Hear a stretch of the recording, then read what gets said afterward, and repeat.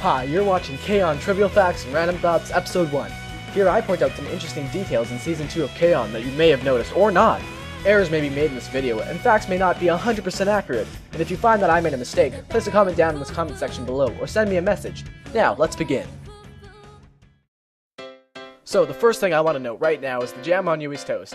The jam on Yui's toast is strawberry jam. The delicious strawberry jam also has strawberry pieces in it. I don't know what to call it. Now, the next interesting thing is the song that Yui plays. Now, if you haven't figured out the song by now, you either have never watched the series, or you're just plain deaf. The song she's playing is Watashi no koi wa hochikisu, or My Love is a Stapler. Another interesting fact in the opening sequence is that if you look on the cases of the instruments, you can actually see the stickers that the girls got from the Livehouse OVA. Now, I found this really interesting how Yui eats her piece of toast while she's watching everybody set up their instruments. The first bite's okay, but then it's all like, no. I don't understand it. Now, I find this really funny that when they're walking to class after their morning practice, you can see here and here these posters on the walls. I think they're advertisements to join the art club and the paranormal club. But this is what I find a little odd. A student or group of students actually bothered to make these posters and post them around school before their first class even started. Either these kids have a lot of school spirit, or they just have a lot of free time on their hands. Now, this next one has also been all over Season 1 of K-On! As well. The mystery of this one is the equivalent to a caterpillar transforming into a butterfly, except this one's Mugi's eyebrows turning upside down. This actually happens a lot in this series, and I think we're going to do a count. So this is count number 1. Okay, try this next time when you see a big group of people. It actually works. Do what Yui does here when she does a dive into the people. They actually do spread apart. And when you get hit by a bag, it actually doesn't seem as soft as it looks, especially when there's books and pencil in it. If you haven't noticed this already, a lot of the characters won't move, like the animators got super lazy and didn't want to do it. I mean, look at these girls right here. When Yui pushes them, they barely move, and the girls in the background aren't even doing anything.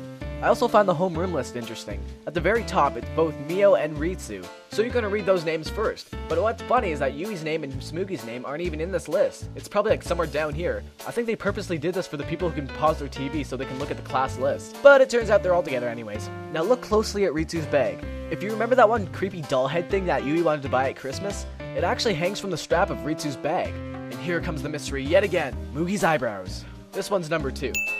Now this next one is a little bit interesting, since it could be 2 mistakes. Either the animators made a mistake, or the character designers got super lazy. This character right here looks like Mio Akiyama, except she has glasses on. Now, another random thought is that the school actually has an anthem. I'm not sure if this is a common thing in Japan or anything, but the only thing that we sing in our schools in Canada and America are O Canada and Star Spangled Banner.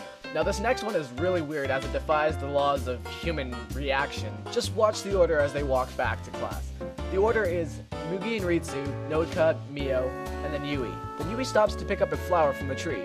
Then Ritsu and the others come back around, but this time they're in the same order again. Normally don't you walk, it goes like this? Not like this?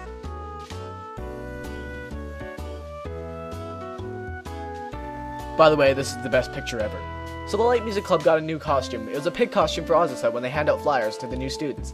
The awesome thing about this costume is that there's a heart on the pig's ass. Speaking of Azusa, Azusa has some pretty contradictory stuff going on. When Ritsu fakes an injury to get some people into the club room, you can see Azusa over here in the corner with major disapproval on her face. But then she joins Yui and Ritsu in their antics to find new members by seeing what the other clubs are doing to get new members. She has a weird face here. Now, their set list for the new student orientation is kind of weird. They have the 3 songs that we already know, Watashi no koi wa hochikisu, Fudepen, Bodypen, and Fa Fa Time. Now, there's this 4th one, the 3rd one on the list. Ichigo Parfait ga Tomaranai, or Don't Stop Strawberry Parfait. I know it's hard to make songs for this show, especially since they have like 60 songs from the character CDs alone. But I think a lot of the fans would like to hear the song because it's a song about strawberry parfaits. Who doesn't like strawberry parfaits? Now, when we get to the concert scene where Sawako's thinking about what costumes they should have wore instead of their school uniforms, this is the first official time you get to see Azusa in a maid outfit. Now, I just have to ask, why is Tsumugi on the ground like that? Now, the last thing I want to note in this episode is Ui's lunch. It looks like a pretty decent lunch, you know, it's pretty good. You got your egg omelet, your rice balls, it looks like you got cherry tomato there, and I think that's Mugi's eyebrows. That about does it for this episode. On the next episode, I'm going to be covering all the interesting things in episode 2 of K-On! Now, if you notice something interesting in K-On!, something that makes you think, or something that I missed, contact me. And now, I'll see you later.